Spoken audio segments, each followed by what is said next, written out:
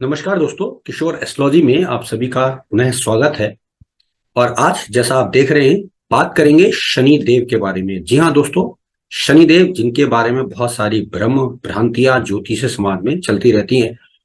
लगभग 20 सालों से ज्योतिषीय अध्ययन करने के बाद या अनुभव लेने के बाद कुछ निष्कर्ष निकाले गए, जो कि शनि देव के विषय में आपको मैं बताऊंगा। तो आज हम कुछ ऐसी कुंडलियों के बारे में आपको बताने की कोशिश करेंगे जो पूर्ण रूप से शनि के प्रभाव वाली कुंडलियां हैं, या हम कह सकते हैं कि शनिश्चरी कुंडलियां भी हैं।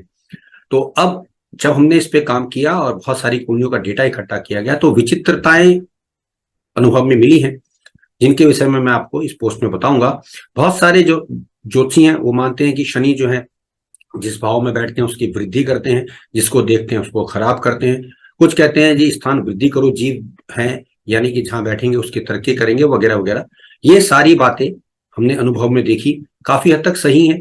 शनि आयु कारक है, आयु बढ़ा देते हैं, ये भी सही है, जिसके विषय में मैंने आपको पोस्ट दी थी, या आप हमारे पूर्व के अंक भी देख सकते हैं। लेकिन यहाँ कंसर्न जो मेरा है कि क्या शनि देर में सफलता देते हैं? जो बेसिक समझाया जाता है कि शनि हर चीज में देरी में सफलता देते हैं।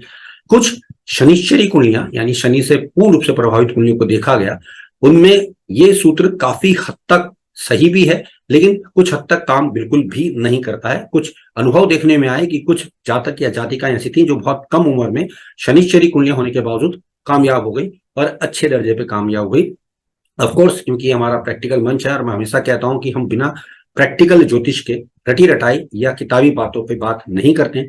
कुछ कुंडलियां तो मैं आपको दिखाऊंगा ही, करीब करीब 20-25 कुंडलियां हमारे पास ऐसी हैं जो पूर्ण रूप से शनिश्चरी कुंडलियां हैं या शनि से प्रभावित कुंडलियां हैं, बावजूद उसके उस व्यक्ति ने बहुत कम उम्र में तरक्की पाई। तो क्या वाकई ऐसा हो रहा है या होता है? इस पे जब हमने काम करने का प्रयास किया तो बहुत सारी जानकारी हमें मिली। जैसे हम देखते हैं कि कुछ खास अलग विशेषता रखती हैं ये कुंडलियां, जैसे कि सारे ग्रह एक ही भाव पे इकट्ठा हैं, इन पे शनि की दृष्टि है, या शनि की राशि में ही सारे ग्रह हैं और लगातार भाव में आ रही हैं कुंडलियां, एक के बाद एक ग्रह बैठे हुए हैं, शनि का उन पर विशेष रूप से प्रभाव है। तो ये सारी बातें जब कैलकुलेशन के तहत लाई गई तो बहुत सारे एक अनुभव या दिव्य अनुभव हमें प्राप्त हुए, जिन्होंने हमें सटीकता से ये बताया सुनी सुनाई भ्रांतियां, रटी रटाई बातियां, इनके अतिरिक्त भी शनि एक विस्तार वाले ग्रह हैं। कुछ ऐसा भी दे जाते हैं जो आपको चौकस या चौकन्ना कर देता है। जैसे कि कुछ कुंडलियों के उदाहरण अगर मैं आपको दूंगा, जो कि हम अगले एपिसोड में लेने की कोशिश करेंगे। यहाँ हम सिर्फ बताएंगे कि शनि को हम बेसिकली मानते हैं कि ये सूर्य के पुत्र हैं, और दुनिया में सबसे दूर स्थित ग्रह इनको रखा गया, या पृथ्वी से देखने पे सबसे दूर इनको रखा गया।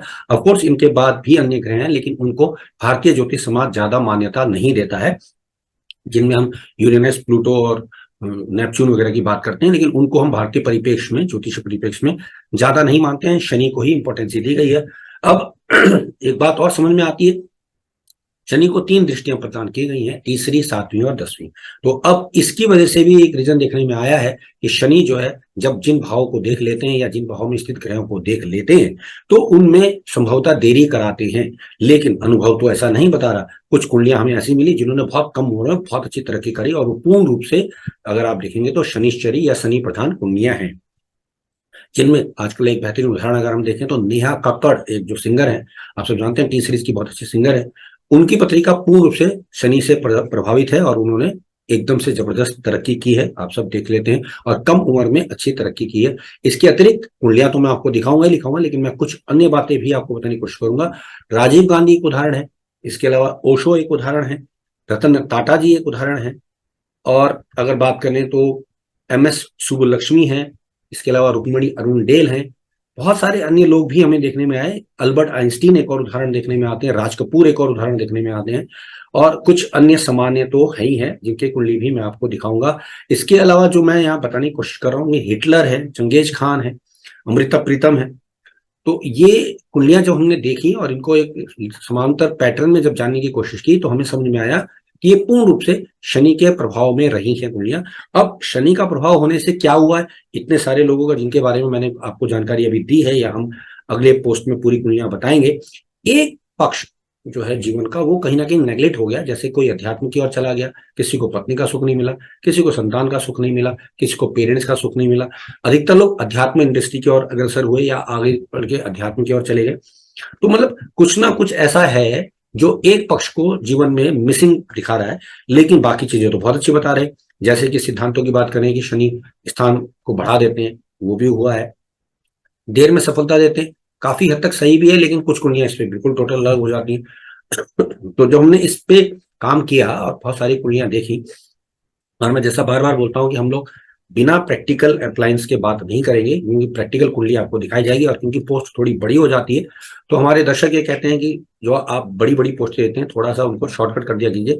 तो ये जो पहली पोस्ट मैं बता रहा हूँ, मैं सिर्फ आपको उसमें एक परिचयात्मक एक जानकारी देने की कोशिश कर रहा हूँ कि शनि जब भी कुंडली के कुछ खास भाव में होता है, जैसे कि उपचय भाव में होता है, कुछ विद्वान कहते हैं अच्छा होता है, विशेष तौर से 3, 6 और 11 भाव में, अनुभव में ये बात अच्छी भी देखने में आती है। वही क्योंकि 3 दृष्टियां हैं शनि की, और तीसरी, 7वीं और 10वीं, और 7वीं दृष्टि को सबसे ज्यादा खराब माना गया। 10वीं दृष्टि काफी हद तक ठीक तो है, लेकिन कतिपय कुछ विद्वान ये बोलते हैं कि शनि से 10वां घर देखिए तो कैरियर बन जाएगा। तो ऐसा बिल्कुल भी नहीं, कदापि ये सब चीजें नहीं आई है। लेकिन हम यहाँ पे कंसर्न सिर्फ शनिश्चरी कुंडलियों के ही बारे में बात कर रहे हैं, और हमने कुछ जब कुंडलियां आपको बताई हैं, और आप भी देखिएगा, और आपको मैं अगली पोस्ट में तो दिखाऊंगा ही दिखाऊंगा, ये कुंडलियां पूर्ण रूपेण शनि के प्रभाव में है। अब शनि की दशा उनको मिली है, नहीं मिली है, शनि उनके लिए क्या कर रहे थे, लग्नेश है, पंचमेश है, अष्टमेश है, वो सब हम अगली पोस्ट में बताएंगे। हमारा सिर्फ कंसर्न यहाँ पर यह बताने का है कि शनि प्रभावित कुंडलियां कुछ विरोधाभास प्रकट कर रही हैं। जैसा कि मैंने पिछले एक पोस्ट बनाई थी कि शनि कारक भाव नासा सिद्धांत को वेरीफाई नहीं करते हैं, तो उस पर भी काफी अच्छे पॉजिटिव रिव्यूज आए, काफी लोगों ने मुझे सराहा है। लेकिन मैं बार बार कहता हूं कि जब अनुभव आप लेंगे, प्रैक्टिकली आप जब करेंगे, तो आपको बहुत सारी चीजें समझ में आती हैं। इसी को संदर्भ में हमने आगे जब बढ़ाया तो कुछ कुंडलियां, लगभग 25-30 कुंडलियां हमने इकट्ठा की हैं, जिनमें पूर्ण रूपेण शनि का प्रभाव था, यानी शनि ने अधिकतर ग्रहों को ढका हुआ था, अधिकतर भावों को ढका हुआ था, बावजूद उसके व्यक्ति विशेष को बहुत ज्यादा सफलता मिली। और जैसा कहते हैं कि ये देर में सफलता मिलेगी, ऐसा कदापि नहीं था। ताजा तरीन उदाहरण मैंने आपको बता ही दिया है कि राज कपूर एक उदाहरण देखने में आते हैं। इसके अतिरिक्त एक उदाहरण नेहा कक्कड़ का भी देखने में आया, राजीव गांधी जी का भी देखने में आया, क्योंकि संभवतः 50 की एज के आसपास तो उनकी मृत्यु हो गई थी, उससे पहले उनको जबरदस्त कामयाबी मिल गई।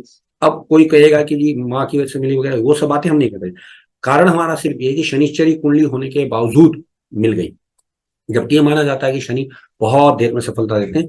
इसके लिए एक बेस्ट उदाहरण जो भारतीय परिप्रेक्ष्य में आता है वो मोरारजी देसाई जी का आता है। मोरारजी देसाई जी को देखिए 80 की उम्र होने के बाद उनको जो है प्रधानमंत्री पद का गौरव प्राप्त हुआ, या सबसे ऊंचाई प्राप्त हुई। हालांकि ऐसा अनुभव में थोड़ा कम देखने में आ रहा है, लेकिन बावजूद इसके जैसा शनि सामान्य तौर से माना जाता है कि 40 साल के या 42 साल के बाद सक्सेस देंगे, ऐसा बिल्कुल भी नहीं है। बहुत कम उम्र में बहुत लोगों को सक्सेस मिली है।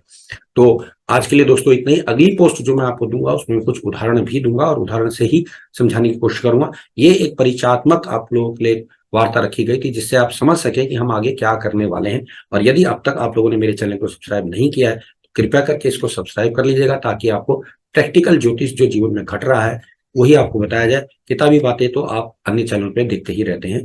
तो आपके लिए इतना ही। आप सबने मुझसे सुना, आपको धन्यवाद। नमस्कार।